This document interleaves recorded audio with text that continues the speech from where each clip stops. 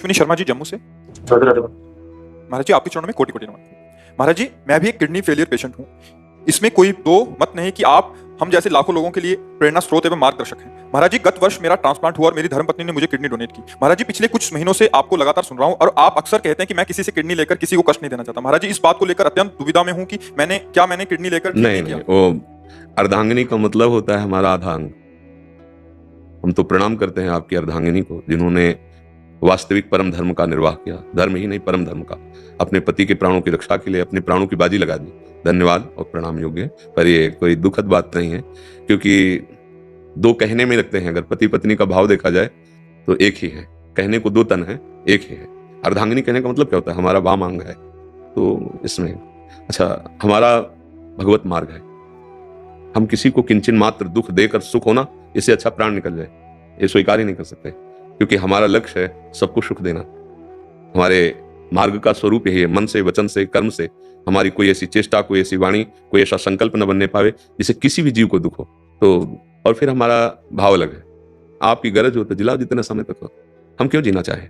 हमारा जीवन आपके लिए था, आपके लिए है, आपके लिए रहेगा। आप जब तक चाहो जो सेवा दो वो सेवा चल रही। हम दूसरे की किडनी डालकर क्यों बोले? आपको बुलवाना इसी से बुलवाइए, तो देखो बुलवा रहे नहीं बुला रहे। हाँ, ये उनका है, उनसे हमारी यही बात है। तुम्हें अगर सेवा करवानी है तो आप चलाओ। जब आप जो है मूकम करोति वाचालम पंगुम लंघयते गिरिम, तो इन्हीं किडनी को चलाओ। तो आपको चलाना है जय दिन, हमारी कोई इच्छा नहीं। आप हमें सेवा दे रहे हो, देखो 2 बजे रात्रि से सेवा चल रही है, आपको नहीं चलाना अभी बुला लो। बस हमारा लक्ष्य अलग है, हमारा जीना लक्ष्य नहीं है। हमारा ये देखना लक्ष्य है मेरे मालिक का इशारा क्या है। और आप सर्व सामर्थ्यशाली हो, मुझे पता है, आपको जैसे चलाना है वैसे चलाइए। हम किसी भी शरीर को कष्ट देकर ये तो सोच ही नहीं सकते, क्योंकि हमको जब डॉक्टर ने बताया जितना बड़ा हमारा ऑपरेशन होगा उतना ही बड़ा देने वाले को होगा, क्योंकि उतने तो किडनी निकाल, ऐसा हम बिल्कुल सोच भी नहीं सकते।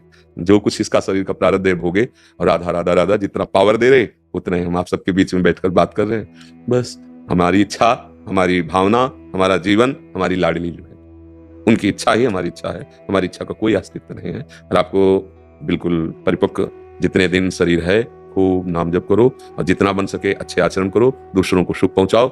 और बस हम यही चाहते हैं कि अगर ऐसी गृहस्थी हो तो कितनी सुखद गृहस्थी है कि अपने पति के लिए अपने ऐसे पति को चाहिए।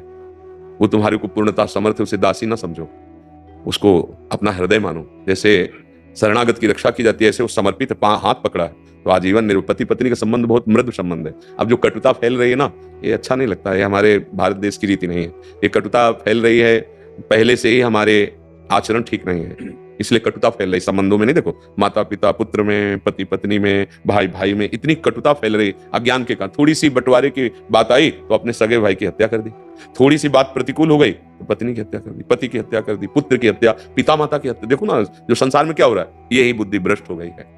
इसी बुद्धि को सत्संग के द्वारा सुधारा जा सकता है, दूसरा कोई मार्ग नहीं है। खूब नाम जप कीजिए, अच्छे आचरण।